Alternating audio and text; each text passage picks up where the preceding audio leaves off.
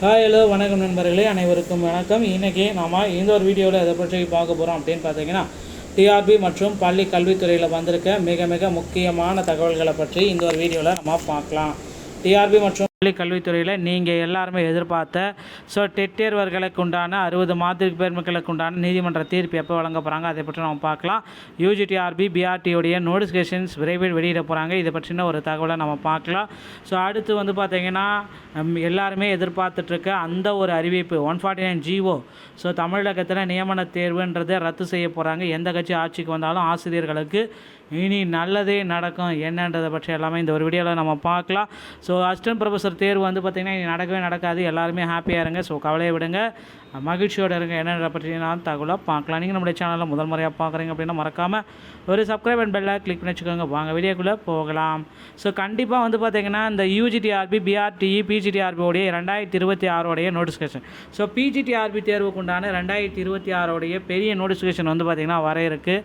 அதிக அளவில் முதுகலை பட்டதாரிகளை இந்த ஆண்டு எடுக்க போகிறாங்க. எந்த கட்சி ஆட்சிக்கு வந்தாலும் சரி, ஆசிரியர்களுக்கு இனி நன்மை பயக்கக்கூடிய செய்திகள் வர காத்துக்கிட்டு இருக்குங்க.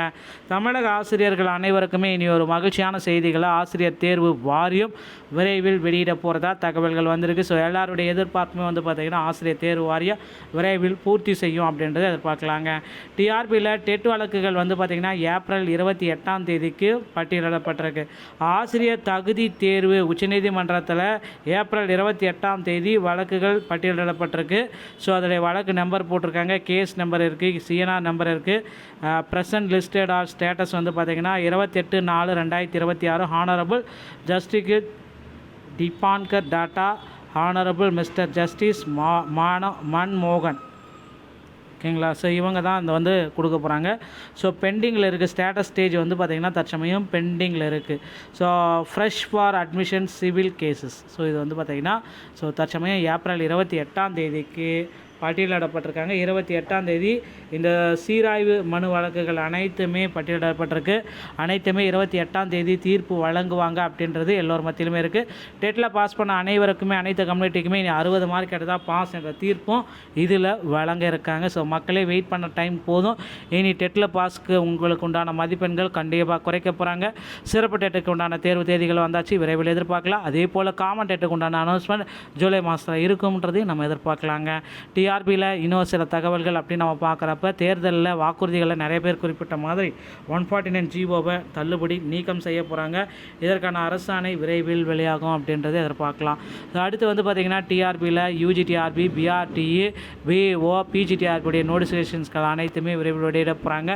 அசிஸ்டன்ட் ப்ரொஃபஸர் தேர்வு அப்படின்னு ஒன்று நடத்துகிறாங்க. அசிஸ்டன்ட் ப்ரொஃபஸருடைய தேர்வு கல்லூரிகளில். அந்த தேர்வுகள் பார்த்திங்கன்னா நிறைய முறைகேடுகள் இருக்குது. கிட்டத்தட்ட 70 வினாக்களுக்கு அந்த தேர்வில் முறைகேடுகள் நடந்திருக்கு அப்படின்றத குறிப்பிட்டே சொல்லிட்டாங்க. அந்த அசிஸ்டன்ட் ப்ரொஃபஸர் தேர்வை உடனடியாக ரத்து செய்யுங்க. இல்லைனா பார்த்திங்கன்னா அதில் தேர்வு போட்டது எல்லாமே ரத்து பண்ணுங்கள், இல்லை மறுதேர்வு கண்டக்ட் பண்ணுங்கள் அப்படின்னு கோரிக்கைகள் வச்சுருக்காங்க. நிச்சயமாக அசிஸ்டன்ட் ப்ரொஃபஸர் தேர்வு ரத்து செஞ்சு மறுதேர்வு நடத்துறதுக்கு நிறைய வாய்ப்புகள் இருக்குது. பொறுத்தது நம்ம பார்க்கலாம்.